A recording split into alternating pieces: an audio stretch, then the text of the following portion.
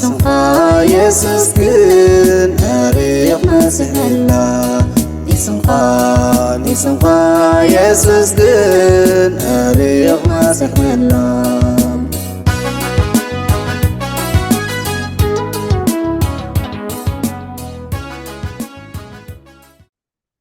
بسم عبن والدن منفس قدوسن هذا أملاح آمين سلام زيابير مسكول هاتكم يخون زيابير أملاح كاب زمن ناب زمن كاب عمت ناب عمت أساقيو كاب زب سحنا يمسجن يخبر زمت زمانات كا سوقو حاليتو يفلينا زغوركم أحواتنا حاتن نحقق زيابير وترو زستن تنسب يبلنا مزمور داويت حادة سلسته كمتا ببوانو فريقات تهب قوصلا زينقف قوصلا زينقس هاب وسن وحاز ما يستتخل أميو يبلنا وقت للدت قوصلا زينقف وترو حملاي سحد للدت ويقرب للدت هاب أبايتنا نزوتر انت أي ترقمو تاي زمرخت ناب كريستوس كملكت امنت بخمية ملكت هاب قدوس مصحف اصي هيوت زبل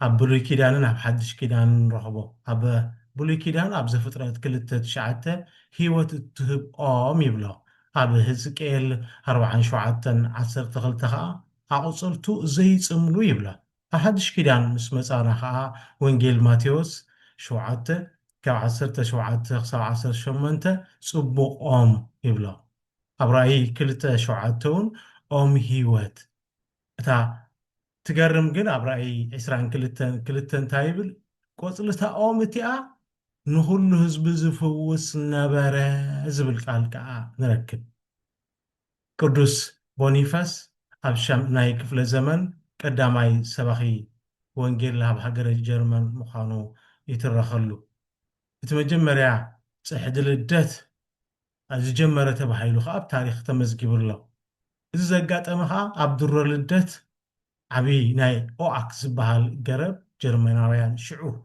عرمانيان سلاز نبرو زملخوز نبرو مسالعه إز جمره يبهر أبتقام نزنبر اللوم قصلواي قرب إنا ملكتا إزي ناي سلامن ناي زل عالماوي هيوت ملكتنيو يبلام نبره بونيفاس نتا زملخواز نبرو قرب كريتو حانتي نشته لمعت قرب ملكت إيسوس كريستوس وترو زل عالماوي إنا بلا أستمحره عبد الرولدت عبد الريات لمعت قرب لو هاتن فقرا تقلت نيسوس حسان التزخاخر أبايتهم كقومتو الزخاخر بصحد للدت حزب እግዚአብሔር نقدس مصحف ناب زرئه قرصي ترجمه سب بزرئه حدا زخاخرو سلازدلي ناب زقرص زي ترجمه اب مزمور داويت 9:6 تغلاتن تايبل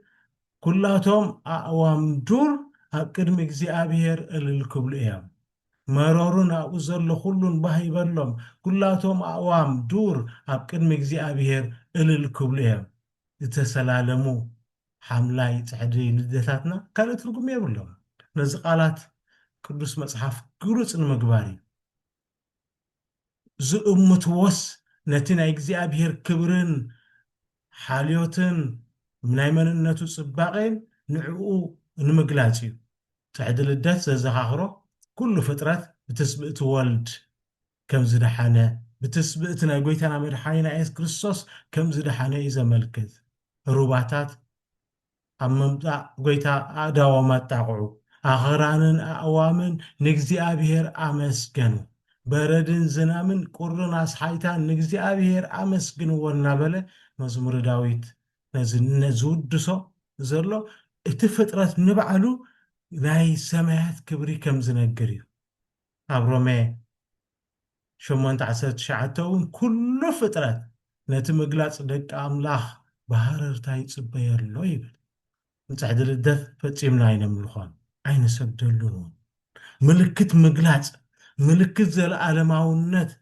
اتهياو الزخانة كريستوس نعونا مقلاتيو من تاي تعدل الدات مغنياتو مسكال كريستوس زخاخرنا بزعبا زقرب زيو እዚ ገረብ ከዓ ንመስቀል እዩ ዘዘኻኽረና፣ ንህይወት እዩ ዘዘኻኽረና። ክርስቶስ ኣብ መስቀል ኣብ ገረብ ተሰቒሉ ነፃ ከምፃኣና እዩ መይቱ። ኢየሱስ ክርስቶስ ተሰቒሉ ተፈጸመ ኢሉ ከዓ ንኩሉ ዛዚሙ። እዚ ገረብ እዚ ሓይሊ ጸላኢ ከም ዝተወድአ ከም ዘብቅዐ ዘዘኻኽረና እዩ። ሓሶትን ሸፈጥን ሰይጣን ተወዲዩ ሓጢኣትና ሕማምናን ስቃይናን መርገምናን ከም ዝተዛዘመ ዘዘኻኽረና እዩ። ናይዚ ኩሉ ምኽንያት ከዓ በታ ዝተኸልከለት ካብዚኣ ከይትበልዑ ካብ ዝተባሃለት ገረብ ካብኡ እዩ ዝጅምር እቲ ታሪኽ። ካብታ ገረብ እቲኣ ጀሚሩ በታ ናይ ህይወት ዝኾነት ገረብ መስቀል ክርስቶስ ከዓ ይጅምር። ኩሉ በቲ ኣብኣ ዝተሰቐለ ከዓ ይዛዘም። ኣብ ቀዳማይ ጴጥሮስ 2:24 ካብ ሓጢኣት ርሒቕና ብጽድቂ ምእንቲ ክንነብር ንሱ ባዕሉ ንሓጢኣትና በቲ ኣብ መስቀል ዝተሸንከረ ሰብነቱ ጸሮ ብቁስሉ ኢኹም ዝሓወኹም ንኩሉ ሕማምና ንኩሉ ቃንዛና ንኩሉ በደልና ዝስከም እቲ ዘለኣለማዊ እቲ ወትሩ ቆፅለዋይ ፅሕዲ ልደት ናይ ዘለኣለማዊ መንነት ክርስቶስ ናይቲ ወሃቢ ህይወት ምልክት እዩ። እግዚአብሔር ኣምላኽ ከዓ ከምቲ ኣብ መክብብ 3:11 ዝብሎ ኣምላኽ ንዘለኣለማውነት ኣብ ልብና ኣንቢርዎ እዩ። ነቲ ኣብ ልብና ዝነብር ዘለኣለማዊ መንነት ጎይታ እግዚአብሔር ኣምላኽ ከዓ ንዕኡ ዘዘኻኽረና እዩ ዝቆፅለዋይ ዝብል ናይቲ ዘለኣለም ዘይበርስ ዘለኣለም ናይ መንነቱ ክብሪ ዘውረሰና ንዕኡ እዩ ዘመልክት። ካብኡ ንኔወል ሓንቲ ካልእ ትርጉም የብሉን። እግዚአብሔር ኣምላኽ ነዚ ዘለኣለማውነት ነዚ ናይ ጽድቂ መሰረት ዝኾነ መንነቱ እናስተንተና ክንነብር ኣብ ልብና ክውለድ ሕያው ኣምላኽ ብፀጉኡ ብሓልዮቱ ብናይ መንፈሳዊ ክብሩ ንኩላ ገጽ ምድሪ ይምላእ። ንልባትና ንስድራ ቤታትና ኩነታትና ዝባርኽን ዝቕድስን ልደት ይግበረልና። ኣሜን። ስም ኣብን ወልድን መንፈስ ቅዱስን ሓደ ኣምላኽ ኣሜን። ሰላም እግዚአብሔር ምስ ኩልኻትኩም ይኹን። እግዚአብሔር ኣምላኽ ካብ ዘመን ናብ ዘመን ካብ ዓመት ናብ ዓመት ኣሳጊሩ ኣብዚ ዘብፅሐና ይመስገን ይኽበር። ዝመፅእ ዘመናት ከዓ ፀጉኡ ሓልዮቱ ኣይፈለየና። ዝኸበርኩም ኣሕዋትን ኣሓትን ንሕጊ እግዚአብሔር ወትሩ ዘስተንትን ሰብ ይብለና መዝሙረ ዳዊት 1:3 ከምታ በብእዋኑ ፍሬኣት ትህብ ቆፅላ ዘይነገፍ ቆፅላ ዘይነቅስ ኣብ ወሰን ወሓዚ ማይ ዝተተኽለ ኦም እዩ ይብለና። ኣብ ወቕቲ ልደት ቆፅላ ዘይነገፍ ወትሩ ሓምላይ ፅሕዲ ልደት ወይ ገረብ ልደት ኣብ ኣባይትና ነዘውትር። እንታይ እዩ ትርጉሙ? እንታይ እዩ ዘመላኽት? ናብ ክርስቶስ ከም ምልክት እምነት ብኸመይ የመልክት? ኣብ ቅዱስ መጽሓፍ ዕፀ ህይወት ዝብል ኣብ ብሉይ ኪዳንን ኣብ ሓድሽ ኪዳንን ንረኽቦ። ኣብ ብሉይ ኪዳን ኣብ ዘፍጥረት 2:9 ህይወት እትህብ ኦም ይብሎ። ኣብ ሕዝቅኤል 47:12 ከዓ ኣቝፅልቱ ዘይጽምሉ ይብሎ። ኣብ ሓድሽ ኪዳን ምስ መጻና ከዓ ወንጌል ማቴዎስ 7:17-18 ጽቡቕ ኦም ይብሎ። ኣብ ራእይ 2:7 እውን ኦም ህይወት። እታ ትገርም ግን ኣብ ራእይ 22:2 እንታይ ይብል? ቆፅልታ ኦም እቲኣ ንኩሉ ህዝቢ ዝፍውስ ነበረ ዝብል ቃል ከዓ ንረክብ። ቅዱስ ቦኒፋስ ኣብ ናይ ክፍለ ዘመን ቀዳማይ ሰባኺ ወንጌል ኣብ ሃገረ ጀርመን ምዃኑ ይትረኸሉ። እቲ መጀመርያ ፅሕዲ ልደት ዝጀመረ ተባሂሉ ከዓ ኣብ ታሪክ ተመዝጊቡሎ። እዚ ዘጋጠመ ከዓ ኣብ ድሮ ልደት ዓብይ ናይ ኦኣክ ዝበሃል ገረብ ጀርመናውያን ሽዑ ኣረማውያን ስለ ዝነበሩ ዘምልኽዎ ዝነበሩ ምስ ሰልዐ እዚ ጀመረ እዩ ይበሃል። ኣብ ጥቖም ንዝነበረሉ ቆፅለዋይ ገረብ እናመልከተ እዚ ናይ ሰላምን ናይ ዘለኣለማዊ ህይወት ምልክትን እዩ ይብሎም ነበረ። ቦኒፋስ ነታ ዘምልኽዋ ዝነበሩ ገረብ ከሪቱ ሓንቲ ንእሽተ ልምዕቲ ገረብ ምልክት ኢየሱስ ክርስቶስ ወትሩ ዘለኣለማዊ እናበለ ኣስተምሃረ። ኣብ ድሮ ልደት ኣብ ዙርያታ ልምዕቲ ገረብ ለውሃትን ፍቕርን እትገልጽ ንኢየሱስ ህፃን እተዘኻኽር ኣብ ኣባይቶም ከቐምጡ ከዓ ኣዘኻኺርዎም። ብፅሕዲ ልደት ህዝበ እግዚኣብሔር ንቅዱስ መፅሓፍ ናብ ዝርአ ቅርፂ ተርጉሞሞ ሰብ ብዝርአ ሓደ ዘዘኻኽሮ ስለ ዝደሊ ናብዚ ቅርፂ እዚ ተርጊሞሞ። ኣብ መዝሙረ ዳዊት 96:12 እንታይ ይብል?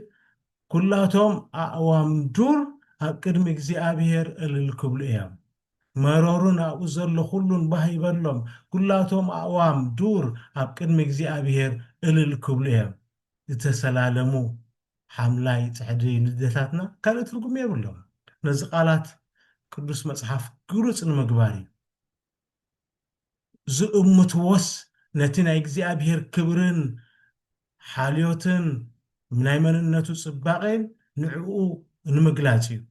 ፅሕዲ ልደት ዘዘኻኽሮ ኩሉ ፍጥረት ብትስብእቲ ወልድ ከም ዝደሓነ ብትስብእቲ ናይ ጎይታና መድሓኒና ኢየሱስ ክርስቶስ ከም ዝደሓነ እዩ ዘመልክት።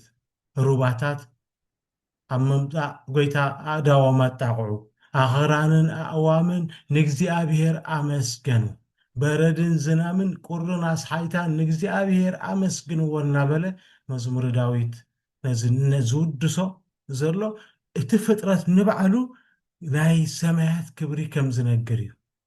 ኣብ ሮሜ 8:19 እውን ኩሉ ፍጥረት ነቲ ምግላፅ ደቂ ኣምላኽ ብሃረርታ ይፅበየሎ ይብል።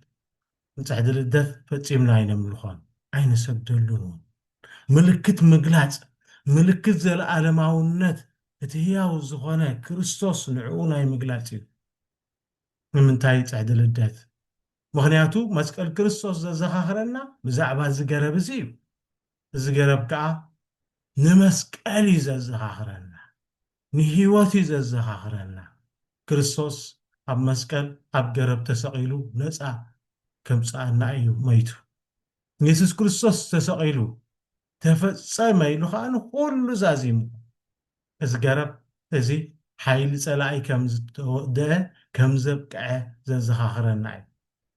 ሓሶትን ሸፈጥን ሰይጣን ተወዲዩ ሓጢኣትና ሕማምናን ስቃይናን መርገምናን ከም ዝተዛዘመ ዘዘኻኽረና እዩ። ናይዚ ኩሉ ምክንያት ከዓ በታ ዝተኸልከለት ካብዚኣ ከይትበልዑ ካብ ዝተባሃለት ገረብ ካብኡ እዩ ዝጅምር እቲ ታሪክ። ካብታ ገረብ እቲኣ ጀሚሩ በታ ናይ ህይወት ዝኾነት ገረብ መስቀል ክርስቶስ ከዓ ይጅምር። ኩሉ በቲ ኣብኣ ዝተሰቐለ ከዓ ይዛዘም። ኣብ ቀዳማይ ጴጥሮስ 2:24 ካብ ሓጢኣት ርሕቕና ብፅድቂ ምእንቲ ክንነብር ንሱ ባዕሉ ንሓጢኣትና በቲ ኣብ መስቀል ዝተሸንከረ ሰብነቱ ፀሮ ብቁስሉ ኢኹም ዝሓወኹም ንኩሉ ሕማምና ንኩሉ ቃንዛና ንኩሉ በደልና ዝስከም እቲ ዘለኣለማዊ እቲ ወትሩ ቆፅለዋይ ፅሕዲ ልደት ናይ ዘለኣለማዊ መንነት ክርስቶስ ናይቲ ወሃቢ ህይወት ምልክት እዩ። እግዚኣብሔር ኣምላኽ ከዓ ከምቲ ኣብ መክብብ 3:11 ዝብሎ ኣምላኽ ንዘለኣለማውነት ኣብ ልብና ኣንቢርዎ እዩ። ነቲ ኣብ ልብና ዝነብር ዘለኣለማዊ መንነት ጎይታ እግዚኣብሔር ኣምላኽ ከዓ ንዕኡ ዘዘኻኽረና እዩ ዝቆፅለዋይ ዝብል ናይቲ ዘለኣለም ዘይበርስ ዘለኣለም ናይ መንነቱ ክብሪ ዘውረሰና ንዕኡ እዩ ዘመልክት። ካብኡ ንኔወል ሓንቲ ካልእ ትርጉም የብሉን። እግዚኣብሔር ኣምላኽ ነዚ ዘለኣለማውነት ነዚ ናይ ፅድቂ መሰረት ዝኾነ መንነቱ እናስተንተና ክንነብር ኣብ ልብና ክውለድ ሕያው ኣምላኽ ብፀጉኡ ብሓልዮቱ ብናይ መንፈሳዊ ክብሩ ንኩላ ገፅ ምድሪ ይምላእ። ንልባትና ንስድራ ቤታትና ኩሉ ኩነታትና ዝባርኽን ዝቅድስን ልደት ይግበረልና። ኣሜን።